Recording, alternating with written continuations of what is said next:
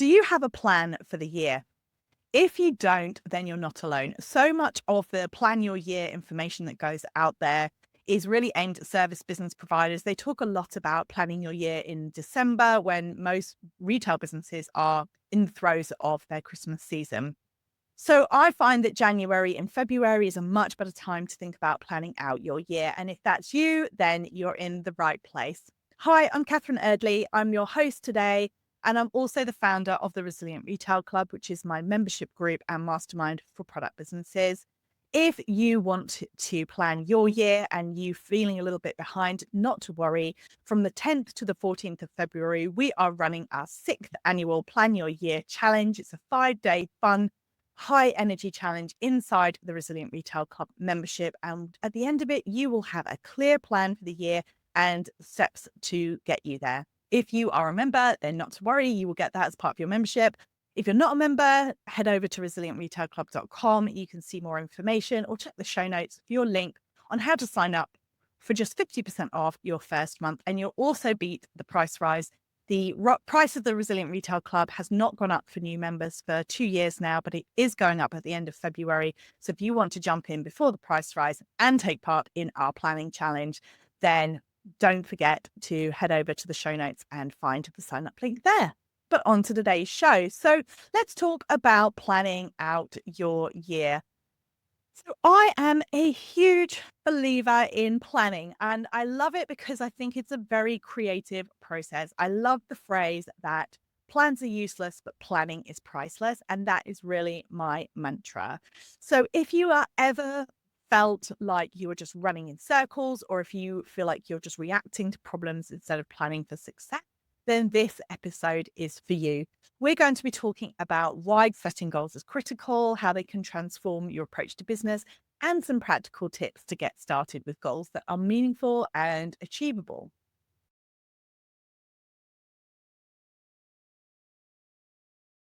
So, why does it matter whether or not you set goals? I like to think about it as if you were trying to hit an actual physical target. Imagine that you had a bow and arrow and you going to use it to try and hit a target. If you couldn't see that target, if you were blindfolded, it would be so much harder or impossible for most people to actually hit that target because you don't know where you're trying to go. And it's exactly the same thing with your business. Unless you set yourself a goal and a target and you aim towards it, it can feel like you're stuck in the day-to-day grind and that you're focusing on tasks rather than progress. Goals can be like a GPS. They guide your decisions and they keep you focused on your destination. When you have a really clear vision of where you're going, it's easier to stay motivated even when challenges arise. You're not just working hard, you're working with purpose. And I remember this back from the very first time that I started my business, which is nearly 7 years ago now.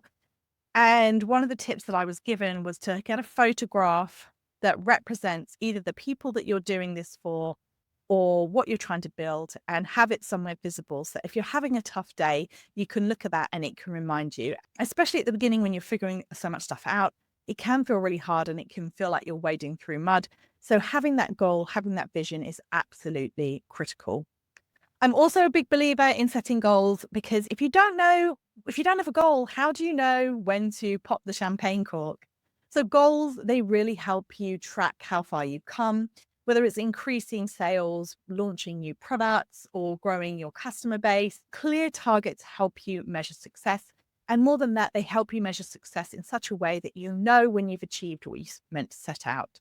Many people will say to me, well, I don't really like having goals because my goal is just to sell as much as possible. And I totally get that. And I totally resonate with that. But how do you know when you've sold as much as possible? I mean, that is a really difficult thing to quantify. And I also believe that setting goals helps get you feeling accountable.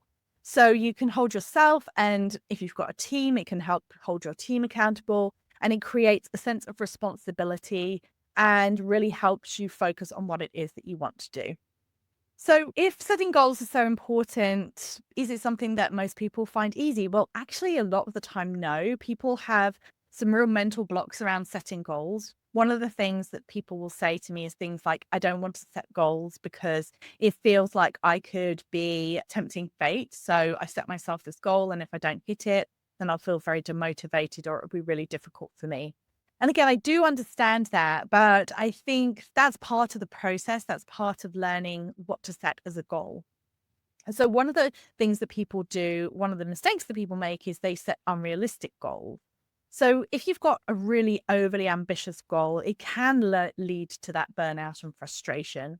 So what I talk about with goal setting is that I want it to feel exciting. I want it to feel like a little bit of excitement that in the pit of your stomach, that it's not so overwhelming that you think, I'm never going to do this and I just don't know where I'm going to start. And you think, oh, if I could hit this number, that would be really exciting. But equally so, it's not something that just feels completely unrealistic. So by doing that, you'll have something that feels motivating, but you also feel excited, motivated, not completely overwhelmed. The other thing that's really important that we go into in the 5-day challenge is that it's all about understanding when to push and when to hang back in your business. So some months you can really go for it, but setting yourself a really ambitious target in the quietest month of the year is only going to lead to burnout. The other thing that I see in terms of goal setting that leads to frustration or leads to a negative impact or negative thought process around setting goals is a lack of clarity. If you set yourself a vague goal, so for example, I want to grow my business, but you don't have a clear path forward, then it's much, much harder for you to really break that down and achieve it. What you want is some really specific goals, which we cover this in the challenge. But ultimately, you want to be able to say something like, I want to grow my sales by 20% in the first quarter, or even you want to have a monthly plan of sales goal so that you can look to achieve those. And it really makes it much more concrete in a way that's saying, I want to grow my business just doesn't allow. The other thing that I would say, the other mistake that I see people make with goals is that they maybe almost spend too much time making a very, very elaborate plan. So they map it all out and they create like multiple steps. Maybe they create big spreadsheets with all this detail in it, but then they don't actually do it or they don't check back in on it. I'm a much bigger believer in a simple plan that is really easy for you to access than something that is overcomplicated and will never be used. So I would much rather that you write one number, maybe it's plus 20% on the year or your annual goal for the year, and have that number on a Post-it note stuck on your computer screen that you can see every day, as opposed to sitting down and spending 3 or 4 days creating this very, very elaborate plan and then just never, ever referring to it. So regular check-ins, they help you stay on track and make adjustments if needed, but you don't want to overcomplicate things, create something that's really incredibly difficult to update. You want to be talking and thinking about information for action. What information do you need that you can actually react to, as opposed to creating something overly complex? And then the other mistake that I see people make with their business is they set themselves goals that are not aligned to their business values and their long-term vision.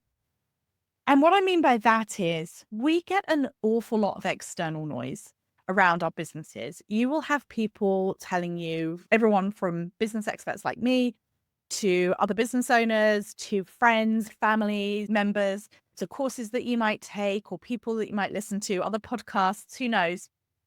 And you will hear a lot of noise and a lot of ideas about what it means to create a successful business. So for example, you might hear someone say, right, well, having a big team is a sign of success. And so you might set yourself a goal that you want to grow your team, but actually what you really want, if you're true to yourself, if you're true to your own vision, is that you want to grow your business, but you want to do it by working with outsourced partners instead of direct employees, for example, because that to you feels like a better way of working. So the key thing here is that you can set yourself goals, but you do have to ask yourself do they align with really how I want to run my business, how I want to run my life more specifically. I think it's really important to think about what kind of life do you want to lead, and therefore what business fits into that, almost rather than the other way around. So when you're setting your goals, you do have to be really careful and really clear that they are aligned with what you want, that it's not something that somebody else told you is a good idea or you feel like you should do. It's something that you genuinely want to do. And that if you work towards that goal, it's going to take you closer towards your ideal life, ideal business, or ideal whatever else that might be. And what that looks like for you is going to be completely different to what that looks like for me, for anybody else. So it's really important that you stay true to yourself when you're setting your goals. How do you set goals that are effective? Well, inside the challenge, we go into a lot of detail as to setting goals and how to actually put numbers against them. But effectively, even more generally speaking, with a goal, what you want to do is you want to make it what is known as a SMART goal. Now, you may well have heard of SMART goals.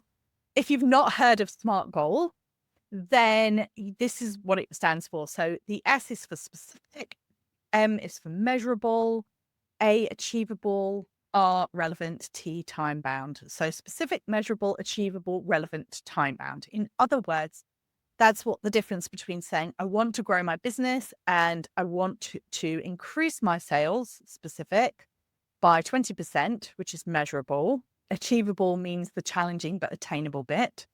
Relevant, do they tie into your overall business objectives? Well, yes, growing your sales ties into your overall business objective of growing your business.